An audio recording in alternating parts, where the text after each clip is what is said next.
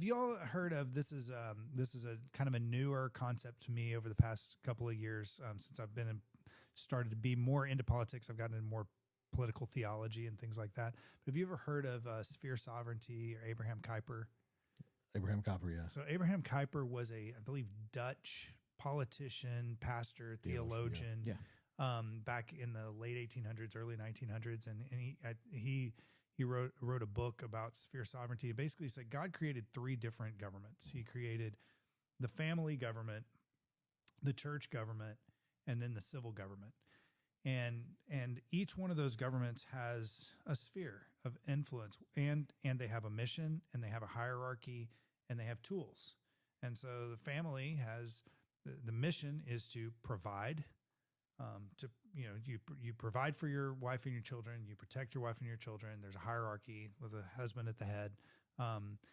Church, you have your elders, and the church's responsibility is to take care of the widows and the orphans, the people without families, right? Because the families are going to take care of themselves. Then the church is going to take care of those that aren't. And what does the government do? The government is a terror to evildoers. That's what it is. The government is given a sword. So you don't want to feed somebody with a sword. You don't want to do healthcare with a sword. Yeah, right. You don't want to do, you don't want to do education with a sword. Like, that's not the role.